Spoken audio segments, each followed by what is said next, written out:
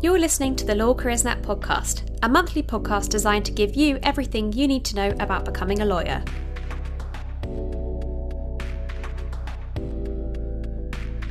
Welcome to the Law Careers Net podcast. Today I'm joined by Elizabeth Rimmer, CEO of LawCare, the mental health charity for the legal sector. We talk about how attitudes to mental health are changing across the profession, key findings from LawCare's recent Life in the Law report, and practical steps that early career lawyers can take to protect their well-being. This conversation takes place in the lead up to Elizabeth stepping down as CEO this summer.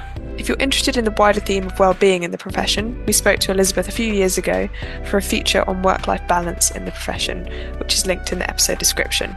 It's well worth a read for more on mental health in the legal profession, and Elizabeth shares some particularly interesting insights. With that, let's get into the conversation. Thanks so much for joining me, Elizabeth. Just to set the scene, for anyone who hasn't come across LawCare before, what does LawCare do day to day, and who tends to reach out? So LawCare is the mental health charity for the legal sector across the UK. So we work in all three jurisdictions and the Channel Islands and the Isle of Man. And we do two main things. We provide direct emotional support for anybody who might be struggling with their mental health and well-being. And we also do work around education and research to make the case for why mental health matters in law and what steps individuals and organizations can take to improve mental health and well-being in their workplace. But in terms of our day-to-day support, which is really the core role of LawCare, that's what we were set up to do. We run a telephone helpline, confidential email service, and web chat service that operates Monday to Friday, 9 till 5. You can find out more information about that service and how we operate it on our website. But we provide that safe space through those channels for anybody who's struggling with the pressures of life in the law. So particularly for aspiring and early career stage lawyers, people who might be worried that they're not cut out for the law, or they haven't done well in the SQE, or they haven't got a training contract and they're worried that they're never going to get into the sector. You can call LawCare and speak to somebody who gets it. So everybody that answers the phone or an email or a web chat is somebody that has lived experience of working in the law, and many of them still are.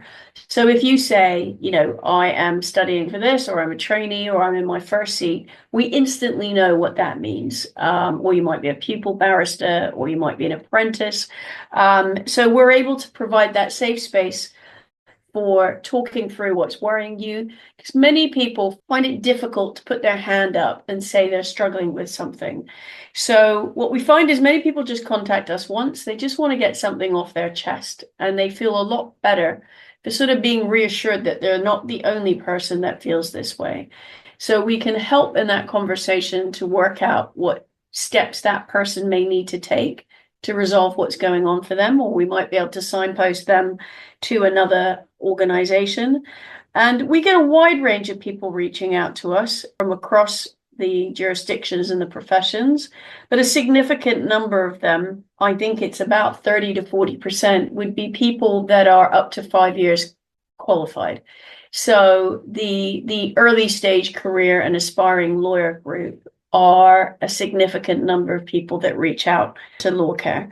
And I would encourage anyone who is worried about something to give us a call. We're very friendly, we're very empathetic. It's completely confidential. You don't have to give your name, you don't have to say where you're working or wanting to work, and we can just help you think about where you're at and how you might move forward positively. Thank you. That's a really great overview, and so great to hear that service is available. I think that obviously it creates so much support for aspiring lawyers and people at all stages. At the very start of a legal career, how can aspiring lawyers practice the balance between study and personal life, and why would you say that is important? So I think it is really important. And I think that at the beginning of your legal career, that kind of cultural norm in law is that we work long hours and we're always available. It means you can kind of develop a mindset that says to yourself, well, success comes from always saying yes to what I'm asked to do, or always pushing myself to the limit, or sacrificing the sorts of activities and things that might actually support my mental health. And I think it's really important to remember that, sustainable, healthy ways of working in law, a fulfilling career, come from that performance that is sustainable, not by pushing yourself to the limit of where you're at. So I think it's really important at the beginning of your career is to kind of prioritize those sorts of things that do support your mental health. It's trying to keep boundaries in place, not always easy, but recognizing that you might need small, consistent boundaries that support you. You might go to the gym 3 times a week. That should be a non-negotiable. You might be participating in social activities outside work or study, meeting up with your friends, playing sport, going to book club, going to a choir, going to the cinema, is making sure that you don't sacrifice all of that. Because you need to protect that time for your relationships, your family, your friends, because that's the space that supports your mental health and enables you to feel more refreshed and energized for the next day. So if you allow study and work to overtake your life, then you don't get a proper break and you don't have any kind of outside interests that give you a different perspective and give you a bit of distance from what you're doing day to day. So I think it's really important to embed those really early on and recognize, in a legal career, your mind is your greatest asset. And actually, it's not rocket science, the things that support our mind. It's those simple things like eating well, exercising, seeing our friends, getting good sleep, not drinking too much, giving back to others. There's lots of top tips, and these things are everyday simple practices, but we tend not to value them enough. So when the pressure's on, or that deadline's looming, or that exam is coming, we tend to chuck all of those things out of our life and just think, I'll just slog away for 15 hours today. But actually, your brain needs a break, your body needs a break, and getting out, getting some fresh air, doing those things that support you will make a difference and support your mind better. So I think it's really important right at the beginning to try and embed those healthy habits into your working life and recognize that, you don't want to sacrifice those, because it's that stuff that's going to keep you going and enable you to perform well and achieve your goals. I think that's great advice. Like, protecting your brain is going to allow you to. Yeah, well, I know we've got lots of tech, and AI is, transforming the way legal services are delivered and the way we work. But ultimately, the work we do as lawyers is in our minds, and protecting our minds and supporting our minds has got to be a priority. I was having a look at the Life in the Law 2025 report, which was talking about long hours, which you have touched on in that most recent question. And that report kind of found that long hours is still definitely a norm across the profession, especially with lots of kind of junior lawyers feeling unable to maybe push back on workload. When someone needs to raise perhaps capacity concerns, what wording or approach would you say actually works best? And I appreciate that this is a tough one, because those long hours are deeply embedded in legal culture. And junior lawyers often don't feel they have permission to speak up. They're often just so grateful to have that role, have that position. They fought really hard to get there. It's so competitive that they feel like, I don't want to put my hand up and be the one that asks for a bit of clarity on this or a pushback, because I might be perceived as not committed or not good enough, or I'm struggling. So I appreciate it's a difficult question, but I think it's around framing that ask around your quality and priority. So sort of saying, look, I'm working on X and Y, but I've now been asked to do Z. Could we have a discussion about how I can manage all of this? Because I want to do my best work. And if I take on this third task, it may mean I'm not going to do those other tasks as well. So sort of trying to frame it in the sense of, I want to do my best job here, rather than I'm really struggling to cope and I can't manage. Help me do this well kind of approach. I know that's much easier said than done. And, it's a good it also depends on the sort of quality of the supervision and the relationship that you might have with the person that's managing you at that time. But I think it's important to be realistic, because throughout your legal career, capacity issues are going to come up. So if you're able to start having those conversations in a positive way at the beginning, it will really help you to build that habit in. So that's what I would say, is trying to frame it around, I want to do my best here, but, kind of unrealistic for me to take on another matter right now. Does that mean I can get rid of one of those other tasks or pass it on, or can I get some help? So being kind of framing it that way, I think, would be my suggestion. Thank you. I think that's really great advice. And I think perhaps when people are early in their careers, they don't necessarily have as strong of an understanding of what is an essential task and what isn't, and having those, Yeah.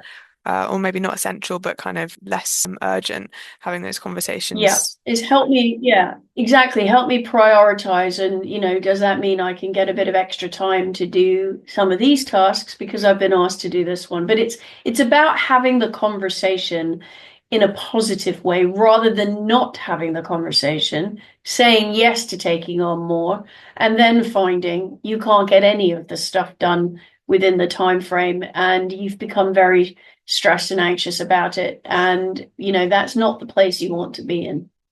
I guess reflecting on junior lawyers further and people entering the profession, LawCare recently put an article together for Law Careersnet about what the profession can learn from Gen Z, talking about their values around mental health and working culture, and how it might differ from perhaps what has been perceived as the legal norm.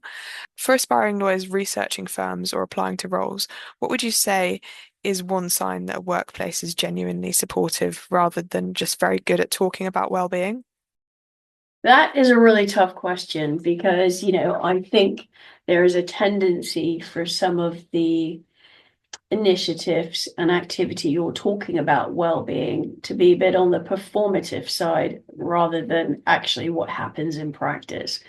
And, firms can talk a good talk about all of the supports, the flexible working policies they have, the well-being initiatives, their well-being groups, their mental health first aiders.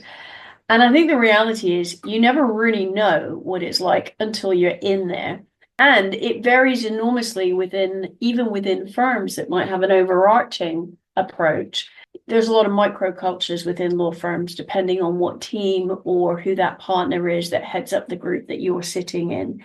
So I think that it's one of the things is maybe speaking to other trainees, finding out if trainees are actually able to leave on time sometimes, and not have consistently long days of 12, 15 hours. Look on their websites or Google the firm or look on their LinkedIn page. Are you seeing senior people in that law firm speaking up about mental health and well-being?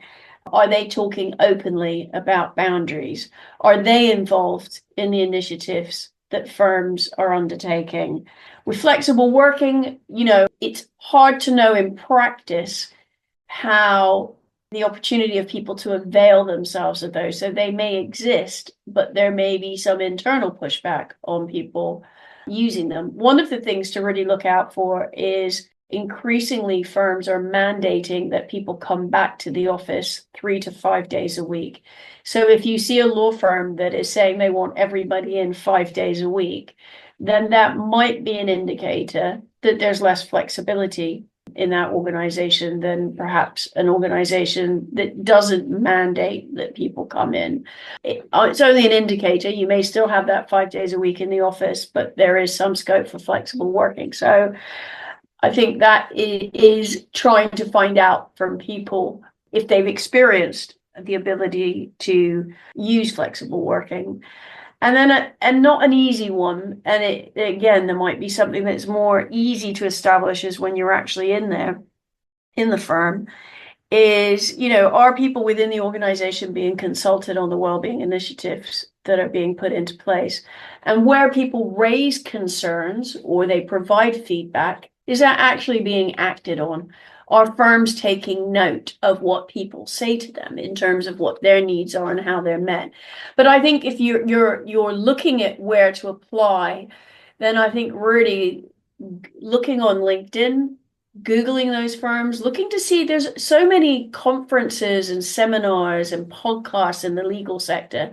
Look to see if any people from those firms have been participating in those events from a mental health and well-being perspective. And that might show you, because there are a lot of, I participate in lots of events, and there are many partners from law firms sitting on panels talking about mental health and well-being from a range of firms. So if a firm's putting up someone senior to come and participate in something, then that might be a signal that they are taking this a bit more seriously. But I think the harsh reality is that you never really know what it's like until you start there. And I think that's the same of all jobs, whether you work in law or anywhere else. And I think you've got to trust your gut and think about the reputation of that organization. I would try and look at other sources to see where they're visible in this space rather than just what the blurb is on a website. Thank you. Appreciate a tricky question, but it's really fantastic advice there. And I guess moving on, just to round up with a few more sort of advice-based questions. A lot of students and trainees might worry that disclosing mental health struggles could harm prospects. What would you say your advice is for navigating that fear while still kind of protecting yourself? Yeah, and I can really understand that concern and why people might feel cautious for all the reasons we've talked about. The stigma, particularly in the early stages of your career when you're trying to build those relationships in your future in the law, still that perception that you might be perceived as weak or not good enough can really silence people from talking about their concerns. And I think also it's thinking about this, that it's not all or nothing.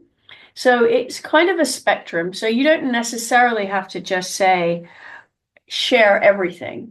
It's up to you to decide what you share, when you share it, and who you're going to share it with. And I think the first thing to think about is you might just want to think about reasonable adjustments that you might need.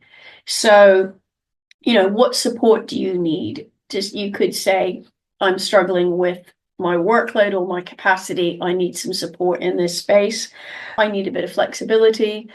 I think really importantly, if you do feel you've got an engaged supervisor who's spending regular time with you and you've built up that trusting relationship, then that's a good space to talk about what might be concerning you and focusing on the support that you might need. And I think it's, always important to remember that needing support is not a weakness. It's just part of being a human. And we have this tendency to think that it is. And I think things are slowly changing. I think certainly since the pandemic, there's a much greater awareness about mental health and well-being in the legal profession.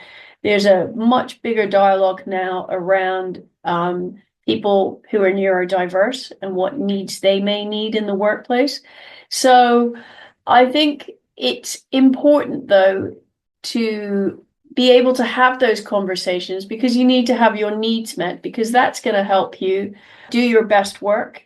And, all organizations need to recognize that there's a whole range of people that come into workplaces who have a variety of needs, and being able to meet those needs means you're going to get the best out of people and have a healthier, more thriving environment for people to be in. So I think it's about picking who you speak to as well, is choosing someone that you think is supportive and will be an ally for you. But, most law firms, or probably all firms, will have policies around what to do when someone needs that support and makes a disclosure. And the other thing to remember is that people can't help you if you don't tell them what help you need. So, yeah, that would be my suggestion. But I appreciate, again, these are difficult questions because they're facing the harsh realities. And I think you might be a signal to yourself, well, if you do discuss you've got some mental health concerns and you need support and you don't get the support that you need, then that might make you think, well, maybe this isn't the right environment for me. I need to be in an environment where I will get that support. And there are lots of firms that are more open about the support they give their people. Yeah. That's really great advice. And just to close off, you're preparing to step away from LawCare later this year. I guess looking back, more retrospectively over your time leading the organisation, what's one lesson that you think early career lawyers would really benefit from? Oh, that is a really good. I think it's always remembering one, what motivated you to come into law in the first place? What was it that inspired you? What drives your enthusiasm and interest in this? And stay true to that. Because I think there's often a hidden agenda taught that a successful lawyer is somebody that works in a top 20 law firm or is in the top chambers. And that can sometimes influence people's career. You might actually have a real big interest in crime or family, but you've landed up in a city law firm because that was kind of perceived as the top rank, the pinnacle of where success lands up. So stay true to what your own motivation is. Think about the choices that you make. So you can land up, you can be in an organization that you might start with and think, this is great, this is what I really want. But if you start to feel it isn't the right environment for you, is be courageous and make a choice to move on to somewhere that you think is going to better suit your needs and your interests. And I think that remembering that you're a human being and being self-aware, so recognizing when something isn't right for you, that it's not aligning with your purpose, your values, then step away from that and find the environment that does. Because for a long, healthy, sustainable, happy career, as people, we need to be in a space that kind of delivers to who we are and meets our own expectations. And I think quite a lot of people get caught up working in environments that are not what they really want. Some people thrive in a city corporate environment, and that's what they want. That's brilliant, but not everybody does. Likewise, you might find yourself in a very emotionally tough area of law, like immigration or family or crime, and you're finding that a challenge. Well, then look at the alternatives. And I think the other thing to always remember is that the law is a massive ecosystem. There are all kinds of organizations and practice areas that people work in. Your local authority will be employing lawyers. Marks and Spencer's employs lawyers. The entertainment industry employs lawyers. There's private practice. There's chambers. There's lots of in-house, which I've already touched on. So there's a whole wide range of areas you can work in as a lawyer. It's not just private practice. There's a range of, so always keep that open mind and be courageous and make the choices that align with who you are and what you wanted to get out of your career in the law. And, I think always reminding yourself of that. And if you are struggling and worried about something, talk to somebody about it. That's one of the things we see at LawCare. We get quite a lot of calls from younger lawyers, early stage lawyers, aspiring lawyers, where they've landed up in an environment that isn't for them. And their kind of knee-jerk reaction is, I'm just going to leave the law altogether. But remind yourself how hard you've worked to get to that point. So don't kind of just throw it all away because of one negative experience. Think about where you might be able to move and have a better experience that really works for you. I think the law is a fantastic career for many people. And because of the wide range of areas you can work in, the wide range of people, and generally you're working with people who are very committed, they are smart, it can be challenging, but you can find it immensely rewarding. So remember that there are lots of great things about being in this sector, and find your spot that works for you. That's such good closing advice. Amazing. So that's all the questions I've got for today, but I just wanted to thank you for speaking to me and providing such great insights. I think that that's going to be really useful for lots of people listening. So thanks so much. Well, thank you so much for asking me, Ellie. I've really enjoyed it. And, we want people coming into the law and we want them staying here. So, it's a great opportunity to have a conversation with people that are thinking about this or are already in the early stages. So thank you for asking me. Thank you so much, everyone, for listening. To find out more about mental health in the legal profession, check out our feature on work-life balance via the link in the episode description. There's also a link to an LCN Says from LawCare titled What Can We Learn from Gen Z to Improve Working Culture in Law, which is a very interesting read. Of course, if you're interested in finding out more about LawCare, you can do so via their website, lawcare.org.uk, and you can listen to more Law Careers Net podcasts, which are available across various streaming providers. You can also listen via the podcast page on lawcareers.net.